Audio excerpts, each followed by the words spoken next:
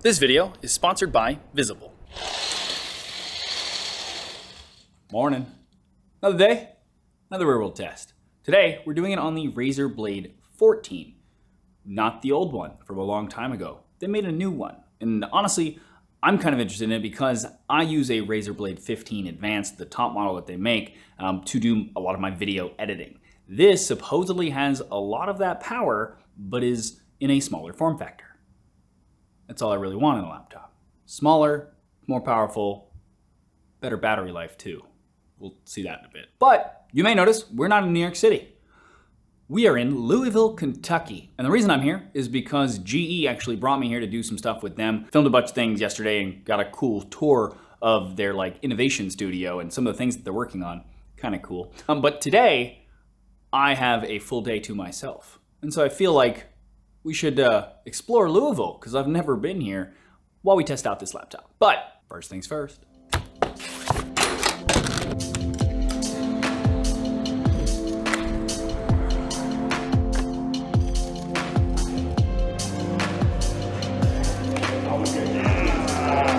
Thank you.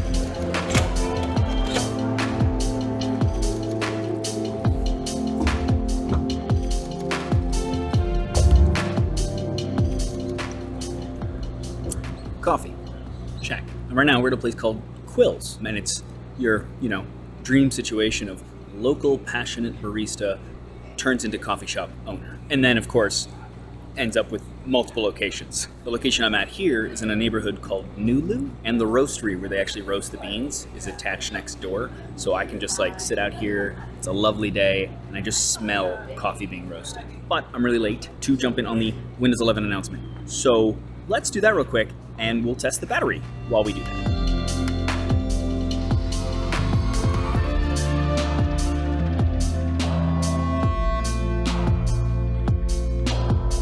Okay, done with that, not gonna lie, kind of excited for Windows 11. But in the 37 minutes we were watching that, we lost 13%, which sounds like a lot. The device is running at 165 Hertz though, and the brightness was at 100%. So I was curious.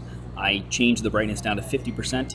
I changed the refresh rate down to 60 Hertz instead of the 165, left it on better battery mode, and I've been using it for about 30 minutes now, just surfing the web, doing research, and we lost 8%. Now, if you do that math, I lost 0.35% a minute before, and now we're losing about 0.26% a minute. But now that's got me curious again about how much the refresh rate actually affects the battery. So 30 more minutes, better battery mode, 50% at 165 now, surfing the web. So we have an apples to apples comparison. And after 30 minutes of that, we lost 8% again.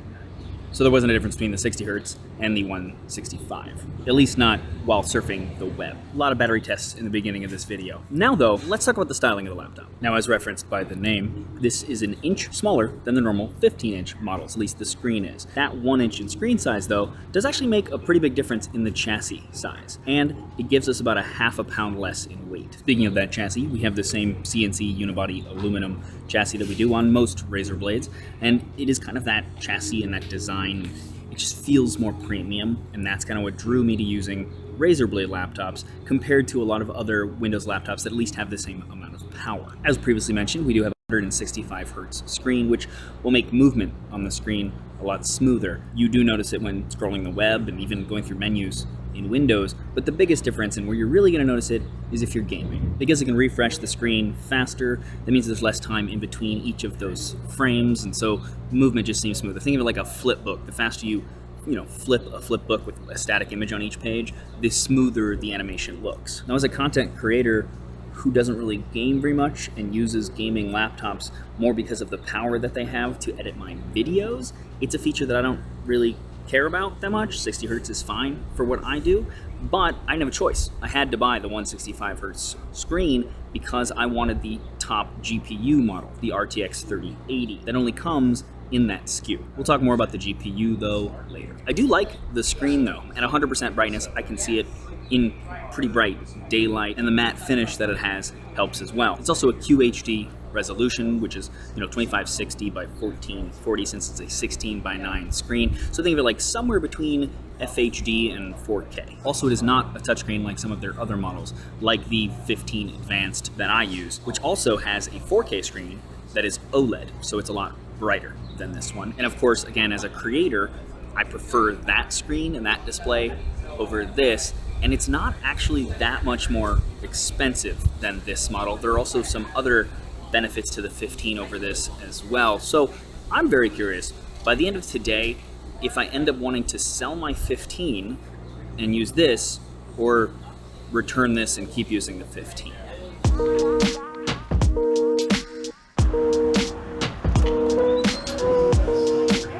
So this is Royals Hot Chicken, and it's a Nashville, Tennessee hot chicken place in Kentucky. I don't know, it looked good when I was walking by in this neighborhood yesterday, and it's 2 blocks from the coffee shop we were just at. So figured I'd give it a try. Oh my God, it's so messy. It's just hot sauce pouring out from under it. Cool. I got the hot level, not the extra hot or like the gonzo, they call it, because that terrifies me a little bit. It's not that hot, it has like a little kick in the back, but the flavor is really good. Into it.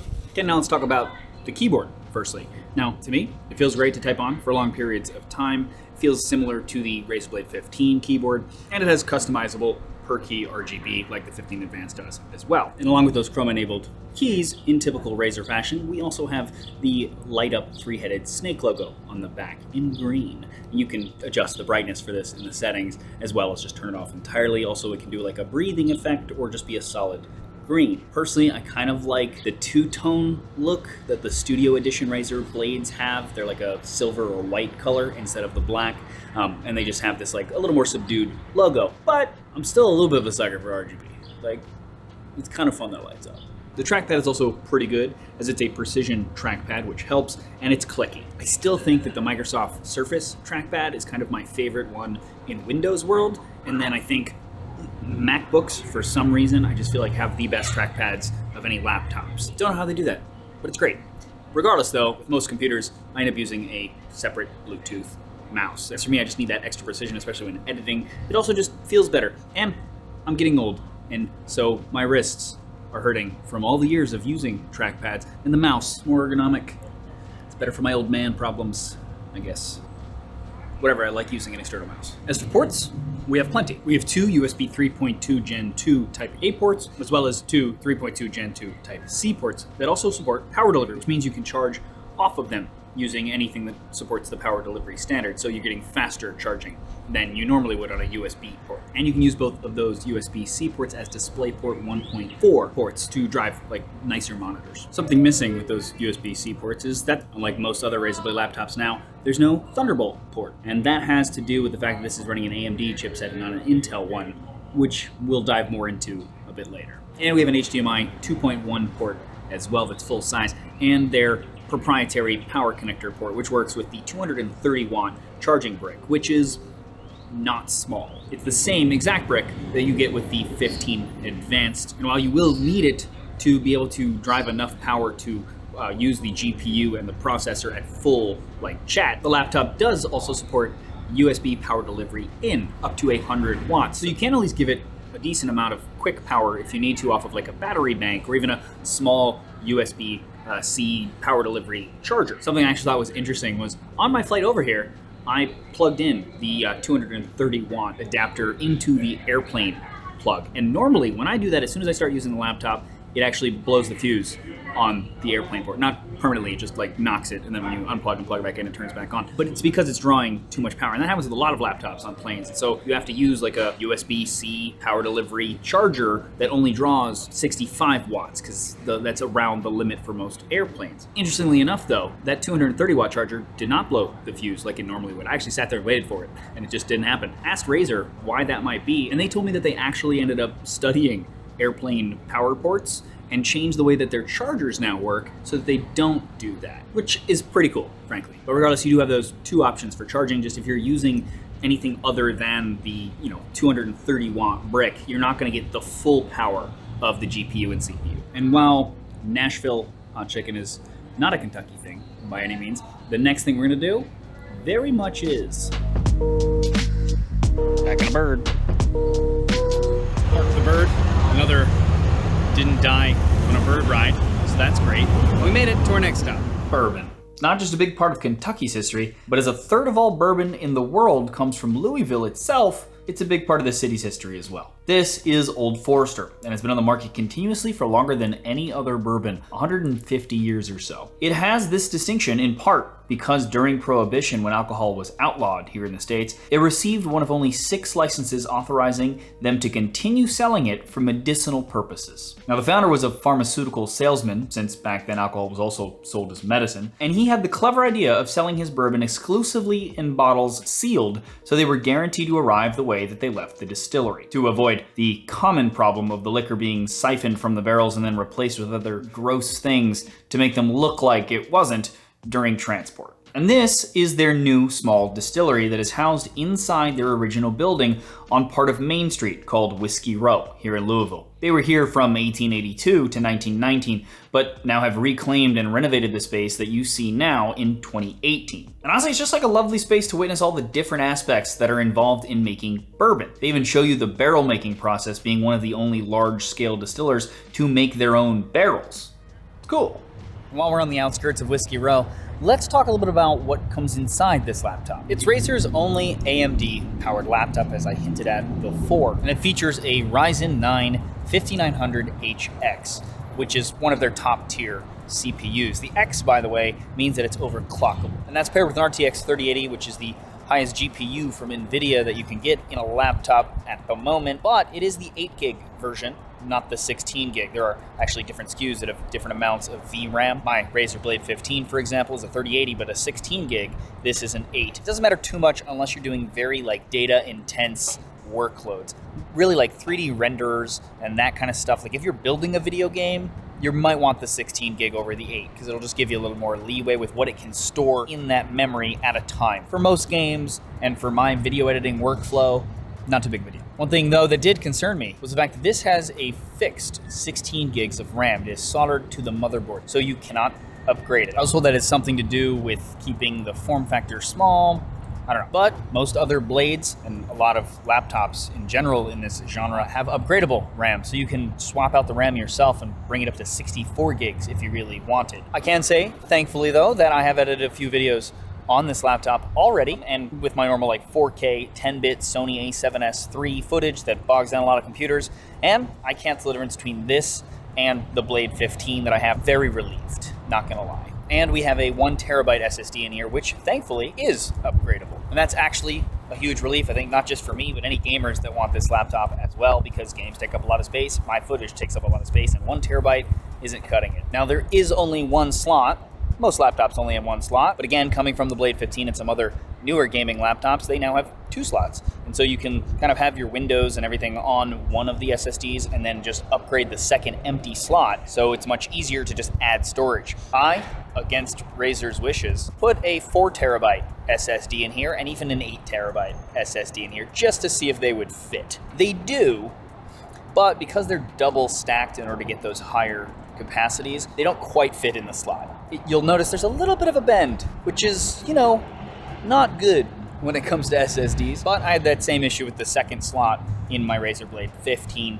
I just kind of put it in there and just pretended it wasn't bent. And while you physically can do it, as I've proven, I also don't recommend it because that little bend is gonna cause a problem over enough time. So maybe stick with up to a 2 terabyte, but even that is gonna give you a lot more leeway than the 1 terabyte that this comes with.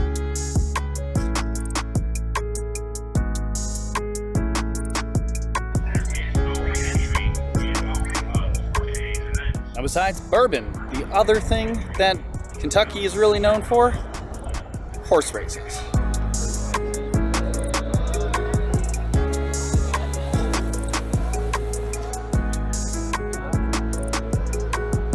This is Churchill Downs.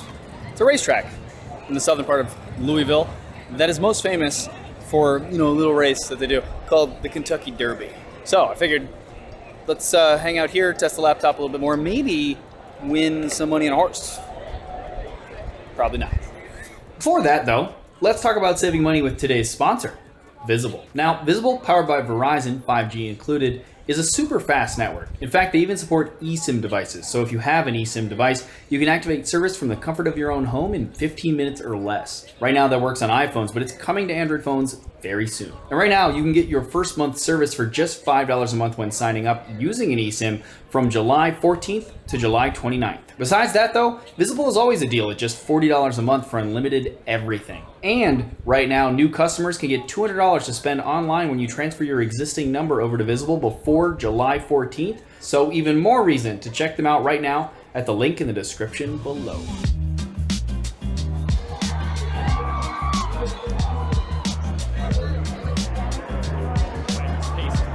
I just placed 2 bets on this next race.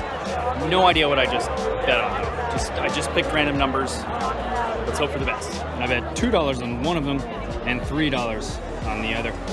Big spender over here.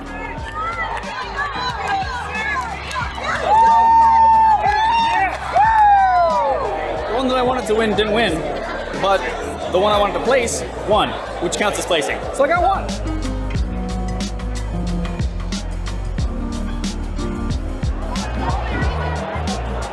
Baller.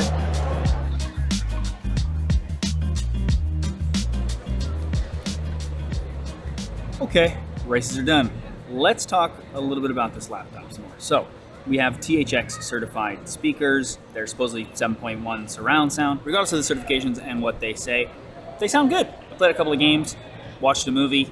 Sounds great. Reminds me very much of the Razer Blade 15. We also have a 720p webcam above the screen, and it does support Windows Hello, so it can do facial recognition to allow you to log into your computer. And now, I honestly prefer fingerprint sensors when it comes to laptops. Just nowadays, I find that they're just faster, they're more consistent, but I would rather have the facial unlock than nothing at all. So here's what that webcam looks like and sounds like should you happen to have to do a zoom at a racetrack. Now lastly, something I would like to see on this model that is actually on the latest Razer Blade 15, the one that just came out, the new refresh, is an anti-fingerprint coating. If you could tell throughout this video, it's a bit of a fingerprint magnet, and kind of always has been, at least the matte black has. So it would have been nice, because this laptop did come out after that one, to have seen that same coating. I mean, I get it. I'm sure this laptop was like in development way before that one released, etc., etc. But it's just something that I personally am like, ooh, I wish it had that. Little thing, obviously, but I want it. And now since I only bet on one race and happened to win somehow, I'm gonna head out of here and leave a winner with my $2. Thanks, sir. You too. Can confirm. Okay, calling it a night. Now some closing thoughts about the laptop. The battery life is better than my Razer Blade 15, for sure. It's not amazing, but it's better, which I appreciate because the Blade 15 is not great. It's also about $200 less than the Blade 15 with the same type of screen, that QHD high refresh rate, although that's a 240 hertz and this is 165, but there's a $200 difference between the two. The thing is that on that 15-inch side, you get the extra SSD slot, you get an SD card slot, which if you're like me and use a camera all the time, that's kind of helpful. You also have those two USB-C ports are Thunderbolt capable on that, an extra USB-A port, a display port on top of the HDMI, and while you do get that same 3080 8 gig model on that screen configuration with the 240 hertz QHD as opposed to the 16 with the OLED screen, you do get 32 gigs of RAM with the laptop, and then you can upgrade that to 64. So looking at pure specs, that $200, I mean, gets you a decent amount of stuff. It's up to you whether it's terribly that important to you or not, but there is something in that. In this way, it feels like you're being charged more because the laptop is smaller. Now with all that said, I'm probably gonna go with the 14, sell the 15. Honestly, like that half a pound, this smaller size, it just makes it a lot more portable for me and for what I am doing with it, which traveling around and making videos, any little weight I can shave off, any like size I can shave off is really important to me. And it still has all the power to handle my videos just the same as the 15 while shedding the weight. And the other things that I'm now missing, for me at least, the pros are outweighing the cons in this scenario. There you go. Hope you guys enjoyed that. Let me know in the comments below what you thought of this video. Travel video.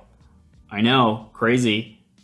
Excited to be able to do that again. But appreciate your feedback. Let me know how I can improve this series. Always appreciate hearing from you guys. And if you like this video, please thumbs up it or share it. It's greatly appreciated. Also, check out the rest of the channel. If you like what you see there, please subscribe and ding the bell next to where it's subscribe so you get notified when I do new videos. As always, though, regardless, thanks for watching.